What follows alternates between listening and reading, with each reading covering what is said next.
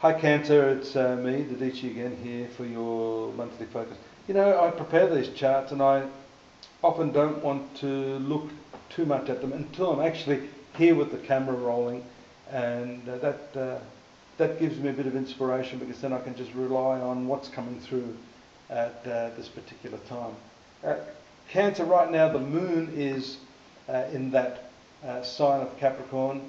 It's going to be doing a lot of rotations through the zodiac every month for many, many years. So I can tell you straight away there's going to be a real focus on the intensity of Pluto, and what that's doing for your relationships is it's really throwing up all of the stuff that's holding you back, that's stopping you transforming yourself. So it's not just this month. You're going to hear me talking about this particular theme for you a lot over the coming years, and it's a tough one. You've got to eliminate parts of yourself that you're probably hanging on to. I guess if I was a doctor and I saw some sort of malignant growth, I'd say, look, we've got to get rid of this thing that's not really conducive to your best interests. However, sometimes some of the surrounding cells are destroyed. Sometimes you've got to sacrifice even some of those things you like along with. And that's the very powerful influence of the moon and Pluto at this time. You've got this conjunction of Venus and Jupiter in the 12th house. That's going to change now. Venus is moving away, and I can assure you after the 7th of August, Venus will move into your sun sign. Now that's going to bring with it a whole new dimension of feeling.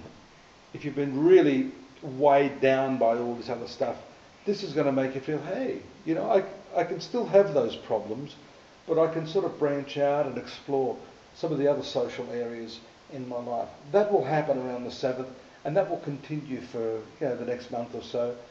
So use your charm.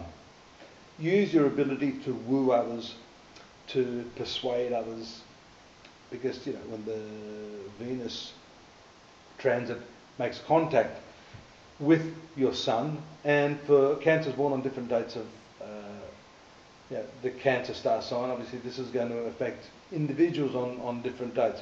But generally you'll be feeling this throughout this month. A much, much better sense of self, a lot more confidence. You've got to use that in terms of your work.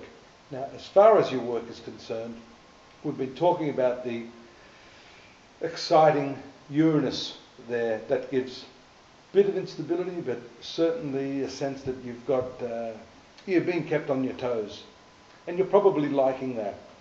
So now with this Venus, you can venture out and feel confident that what you want from others is going to be granted to you.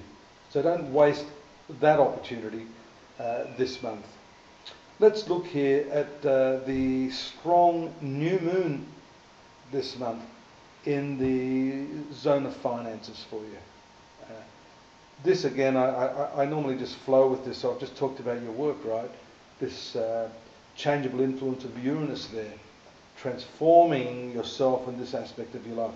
And now we see the new moon, that date, let me tell you, when it's in Leo, 15th to the 18th of August, you'll see some patterns changing there, new opportunities, job opportunity perhaps, secondary source of income perhaps.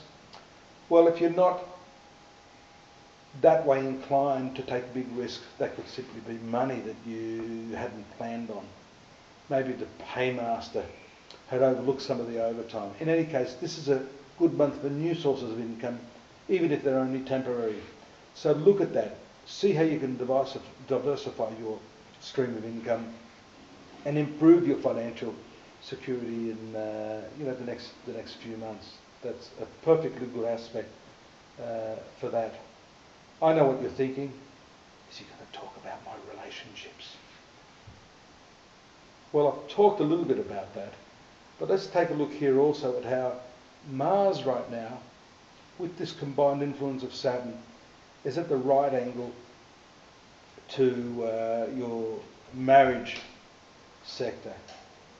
There's some mechanism whereby you haven't been communicating your anger over a certain matter. And of course, because this is in the cardinal sign of Libra, your zone of domestic circumstances, it may have something to do with your house, real estate, property, the car.